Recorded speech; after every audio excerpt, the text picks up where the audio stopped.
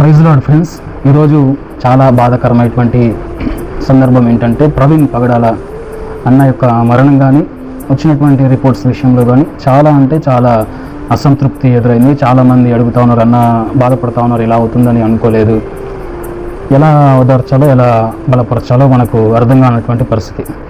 కానీ ఒక విషయం ఏంటంటే 1736వ సంవత్సరంలో విలియం టిండల్ రక్షింపబడ్డాడు, మారు మనసు పొందాడు. తర్వాత గ్రీక్ భాషలో ఉన్నటువంటి కొత్త నిబంధనను ఇంగ్లీష్ భాషలోకి ట్రాన్స్లేట్ చేయాలని చాలా కొత్త నిబంధన బైబిల్స్ అతను ప్రింట్ చేశాడు. ప్రభుత్వం దీన్ని గుర్తించి అతన్ని పట్టుకొని చెరసాలలో బంధించి అతను ప్రింట్ చేసినటువంటి కొత్త నిబంధనలన్నీ కూడా తగలబెట్టేసింది. దాదాపు 15 సంవత్సరాలు అతను చెరసాలలో ఖైదీగా ఉన్నాడు. రిలీజ్ అయ్యి వచ్చిన తర్వాత చాలా బాధపడ్డాడు. నేను ప్రింట్ చేసినటువంటి కొత్త నిబంధన బైబిల్స్ అన్నీ కూడా తగలబెట్టేశారని చాలా బాధపడ్డాడు. తర్వాత అతను ఒక మాట అన్నాడు, ఏంటంటే ఎలాగో నేను ప్రింట్ చేసినటువంటి బైబిల్స్ తగలబెట్టారు, ఏదో ఒకరోజు నన్ను కూడా తగలబెట్టేస్తారు, బ్రతుకున్నన్ని రోజులు ఈ కొంతకాలము ప్రభు కోసం జీవిస్తా అలా తీర్మానం తీసుకున్నాడు. బ్రతుకున్నంతకాలము దేవుని కోసం నిలబడ్డాడు, చాలా శ్రమలు అనుభవించాడు. తర్వాత అతన్ని తీసుకెళ్లి బంధించి కాల్చి బూడిద చేసి చంపేశారు. కొన్ని సంవత్సరాల తర్వాత తను ప్రింట్ చేసినటువంటి బైబిల్స్, కొత్త నిబంధన బైబిల్స్ చదివి చాలామంది రక్షింపబడ్డారు, మారు మనసు పొందుకున్నారు. లక్షల మంది దేవుణ్ణి అంగీకరించారు. ఎందుకు ఇదంతా చెప్తున్నానంటే, ఎక్కడైతే ఒక మిషనరీ డెత్ అనేది ఉంటుందో definitely there is a new beginning, కొత్త ప్రారంభం అనేది ఉంటుంది.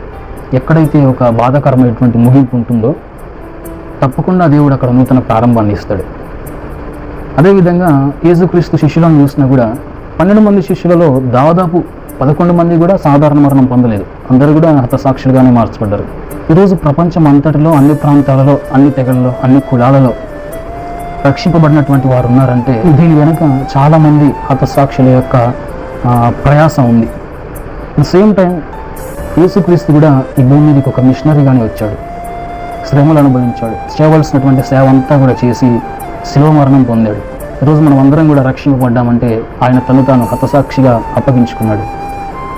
ప్రవీణ్ పగడాలన్న విషయంలో కూడా మనకు కొంత బాధ అనిపించవచ్చు, కానీ మనకు ఒక నిరీక్షణ ఏంటంటే ఖచ్చితంగా బాధాకరమైనటువంటి ముగింపుకి ఒక నూతనమైనటువంటి ప్రారంభం అనేది ఉంటుంది. ఎక్కడైతే మిషనరీ డెత్ అనేది ఉంటుందో అక్కడ ఒక నూతనమైనటువంటి ప్రారంభం ఉంటుందని మనం విశ్వసించాలి. ఆయన విషయంలో బాధపడుకుంటూ కూర్చోవడం కాదు, కానీ ఆయన బ్రతికిన రోజులు దేనికోసం బ్రతికాడు, దేవుని కోసం ఏం చేశాడు, ఈ దృష్టిలో ఉంచుకొని మనం ఒక సవాలుగా తీసుకొని మనం కూడా బ్రతికిన రోజులు దేవుని కోసం బ్రతకాలి. చెప్పుకున్నట్టుగా ఎక్కడైతే మిషనరీ డెత్ ఉంటుందో అక్కడ న్యూ బిగినింగ్ అనేది ఉంటుంది. ఆ బిగినింగ్ అనేది మన నుంచే స్టార్ట్ అవ్వాలి.